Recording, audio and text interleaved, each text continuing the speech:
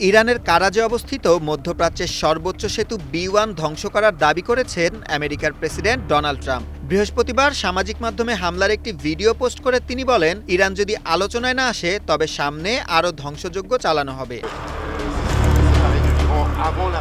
ইরানের রাষ্ট্রীয় টেলিভিশন বলছে, আমেরিকা ও ইসরায়েল যৌথভাবে B1 সেতুতে এই হামলা চালিয়েছে।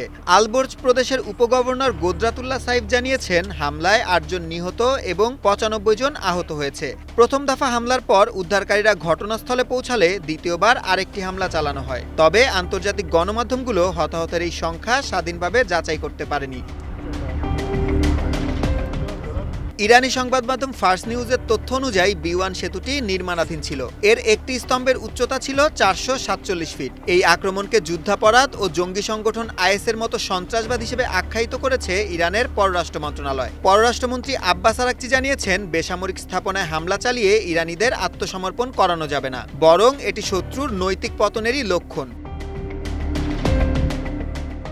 এদিকে দক্ষিণ ইরানের বুশের প্রদেশে রেড ক্রিসেন্টের ত্রাণের একটি গুদামে ড্রোন হামলা চালানো হয়েছে। এতে ত্রাণবাহী কন্টেইনার ও জরুরি যানবাহন ধ্বংস হলেও কোনো প্রাণহানি ঘটেনি বলে জানিয়েছে ফার্স নিউজ। অন্যদিকে লেবাননের পরিস্থিতিও উত্তপ্ত। দক্ষিণ লেবাননে বিমান হামলা চালিয়ে হিজবুল্লাহর ১৫ সদস্যকে হত্যার দাবি করেছে ইসরায়েলি বাহিনী। এছাড়া বেকা উপত্যকায় ২টি সেতুতে হামলার পরিকল্পনার কথা জানিয়ে বাসিন্দাদের সরে যাওয়ার নির্দেশ দিয়েছে IDF। পাশাপাশি শাহমার শহরে একটি মসজিদের সামনে ড্রোন হামলায় ২ জন নিহতের খবর জানিয়েছে লেবাননের সংবাদ মাধ্যম। সুলাইমান সবুজ, ওয়ান ইন্টারন্যাশনাল ডেস্ক।